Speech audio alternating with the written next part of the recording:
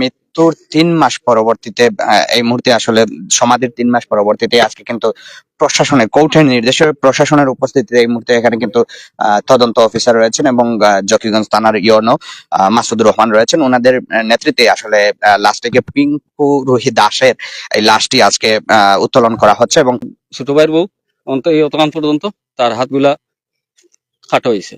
তারপরে এই যে যেদিন ঘটনা হয় রাত্রে 10টার সময় গেছে, ফোন গেছে, আমি বললে ছিলাম। আমার একটা ছোট বোন আসলো বিয়ানীবাজার থেকে ফোন গেছে, যাওয়ার পরে আমার বোনটা লইয়া আইসি। আবার পরে 999 আমরা ফোন দিয়ে 999 ফোন দিয়ে আমরা নিয়ে আমরা প্রশাসনের আমরা আগই আইসি আর প্রশাসন করে পিছনে দিয়ে আইয়া এরপরে আমরা এরা উদ্ধার করছি। উদ্ধার করে রাত্রে ওসি সাহেব ছিল, দরগা সাহেব ছিল। দরগা সাহেব কইছেন যে এই মুহূর্তে রুগীরে নিয়ে সিলেট চলে যাও, বুঝছেন।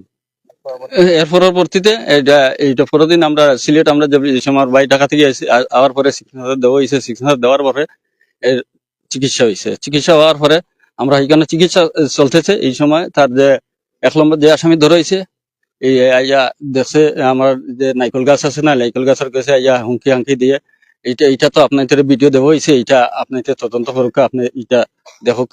এই ও পরবর্তীতে আমরা এখনো পর্যন্ত আমরা আতঙ্ক আছি। এখনো পর্যন্ত তারা হুমকি টুমকি সবসময় তারা অন্য লাইনে কথাবার্তা করতেছে।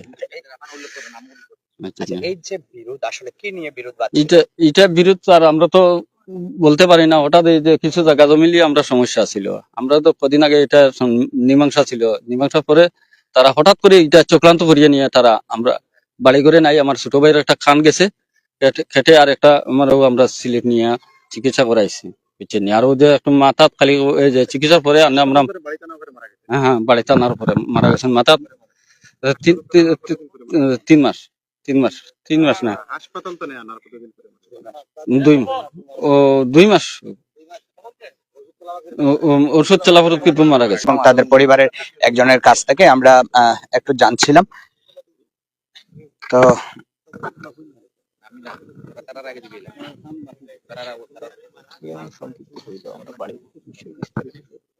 আচ্ছা, আমরা আসলে কথা বলছিলাম এখানকার স্থানীয়দের সাথেও এবং তারা যেমনটা বলছে পারিবারিক দ্বন্দ্বের জেরেই মূলত এমন ঘটনা ঘটেছে এবং আসলে মৃত্যুর 3 মাস পরবর্তীতে এই মুহূর্তে আসলে সমাধির 3 মাস পরবর্তীতে আজকে কিন্তু প্রশাসনের কোর্টের নির্দেশে প্রশাসনের উপস্থিতিতে এই মুহূর্তে এখানে কিন্তু তদন্ত অফিসার রয়েছেন এবং জকিগঞ্জ থানার ইওনো মাসুদুর রহমান রয়েছেন। ওনাদের নেতৃত্বে আসলে লাশটিকে পিঙ্কু রুহি দাসের এই লাশটি আজকে উত্তোলন করা হচ্ছে এবং তাকে ময়না তদন্তের জন্য পাঠানো হবে, এমনটাই আমরা জানছিলাম। এবং তাদের দীর্ঘদিনের আসলে পারিবারিক দ্বন্দ্ব ছিল, সেই দ্বন্দ্ব থেকেই আসলে মারামারির ঘটনা ঘটে। ঘটনার পরবর্তীতে এক পর্যায়ে সে আহত হয়ে পড়ে এবং আহতর পরবর্তীতে তাকে চিকিৎসা নিয়ে যাওয়া হয় এবং চিকিৎসাধীন অবস্থায় সে মারা গিয়েছে, এমনটাই আমরা জেনেছি। এবং আজকে প্রায় 3 মাস পরে লাশ উত্তোলন করা হচ্ছে। এই এতক্ষণ আমি জানাচ্ছিলাম সিলেটের জকিগঞ্জ থেকে সুলতানপুর ইউনিয়নের 83 গ্রাম থেকেই আসলে এই যে নারীর লাশ উত্তোলন নিয়ে সরাসরি।